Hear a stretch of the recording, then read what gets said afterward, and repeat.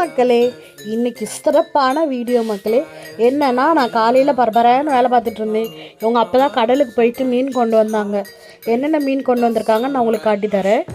இந்த மீன் பேரை கேட்டோன்னே நீங்கள் ரொம்ப குஷியாயிருவீங்க. ஏன்னா இந்த மீனோட பேர் சிலுக்கு மக்களே.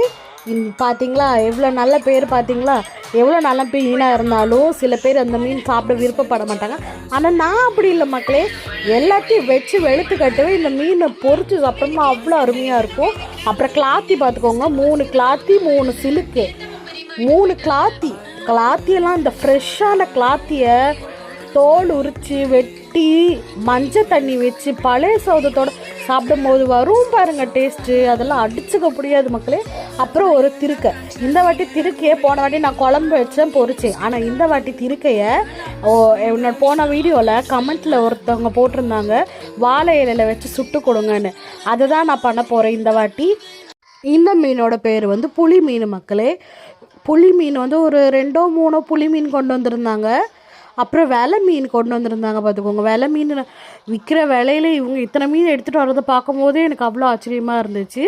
3 புளி மீன் கொண்டு வந்திருந்தாங்க. அப்புறம் ஆஸ் யூஷுவல் 2 ஊளா மீன், 4 அப்புறம் ஒரு கண்ணங்கொழுசாலைன்னு சொல்லலாம், முண்டைக்கண்ணை மீனுன்னு சொல்லலாம். ஆனால் முண்டைக்கண்ணை இதை விட பெருசாக இருக்கும் பார்த்துக்கோங்க. இது கண்ணங்கொழுசாலை, அயில மீனுக்கு ஃப்ரெண்டு மாதிரி.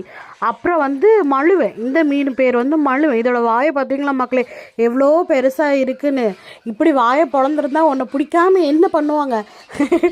மழுவை மீன் மக்களே, இது மழுவை மீன். நான் மீன் இல்லைன்னு நினச்சிட்டு குப்பை தூக்கி போட போனேன். கடைசியில் பார்த்தா வெலை மீன் விற்கிற வேலையில் ஒரு வெலை மீன் அதுக்குள்ளே இருந்திருக்கு.